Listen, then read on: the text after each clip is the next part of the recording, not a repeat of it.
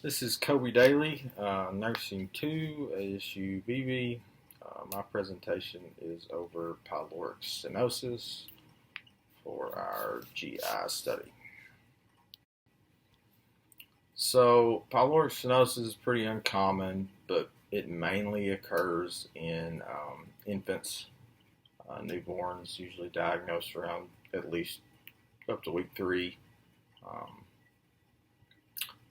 So in this disease, the pylorus muscles that are located just above the duodenum, they thicken and cause an obstruction that does not allow food or liquid to pass through. So basically you're getting no nutritional value to your small intestine.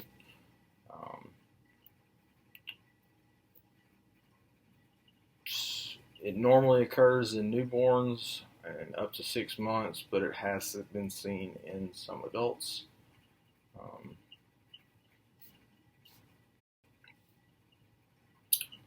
The exact cause of this disease is not known. However, it's speculated that genetics or environmental factors play a cause in it. It's 4 times more likely to occur in males than in females.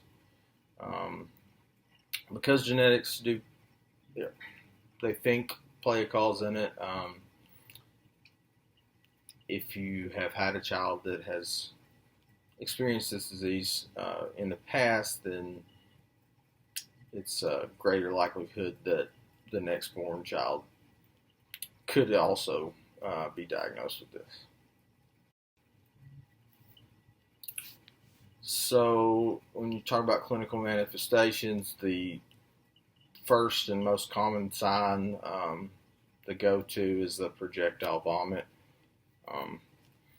Because this food and liquid is getting backed up and not able to pass through the small intestine and through the digestive tract, then it is forcefully spit up. And, a lot of infants will spit up or have the wet burp, but this is different. It's forceful and can shoot a couple feet across the room. So it'd be kind of alarming to see a newborn do that.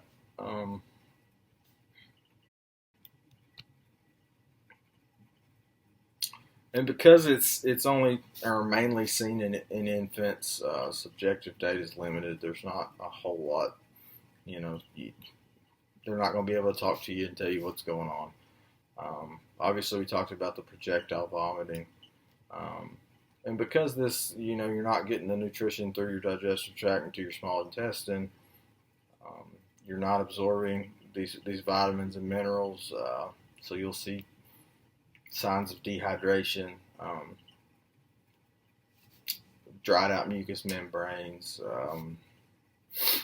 sunken in fontanelles. They'll be probably be lethargic and have frequent mucousy-like stools.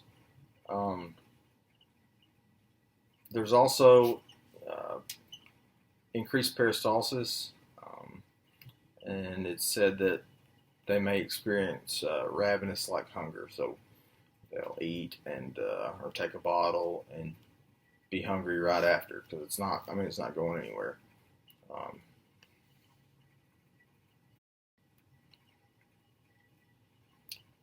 Diagnostic testing for this, they're going to start out by running you blood tests, check for signs of dehydration and mineral imbalances. After that, an abdominal ultrasound is usually performed to actually get the diagnosis.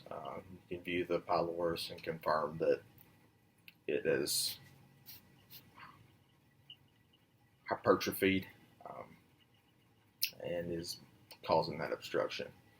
If the ultrasound is inconclusive or not clear, they can use x-rays of the digestive system to confirm the diagnosis. So medical management for this disease is going to always require surgery. It is called a pylomyotomy. Sorry, I butchered that.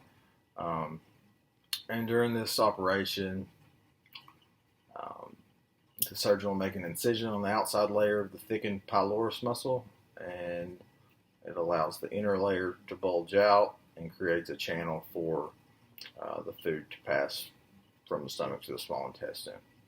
Um, can also be referred to as Ramsted's operation.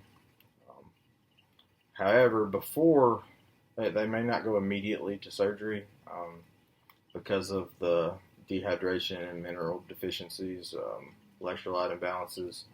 The physician may choose to start IV therapy first to get those balanced out.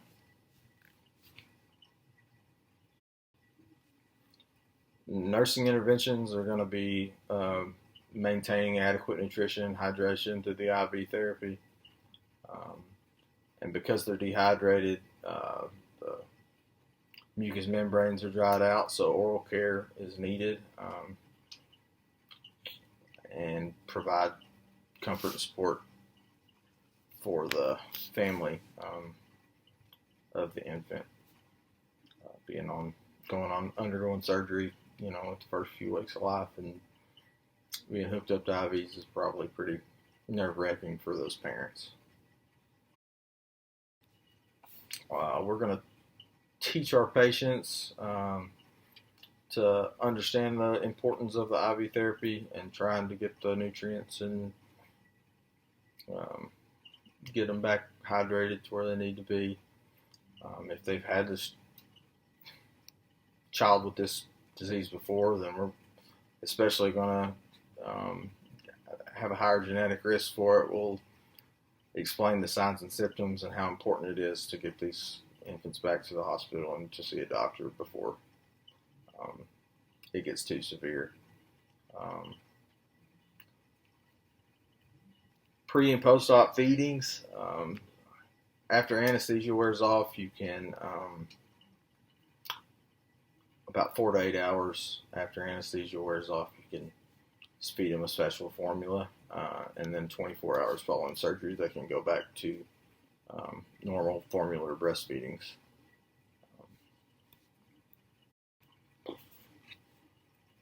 And the final prognosis is pretty good. They have an excellent recovery rate after surgery, and the majority of infants won't experience any long-term problems from the surgery or the disease. The likelihood of it reoccurring or coming back is pretty low as well. Thank you for watching.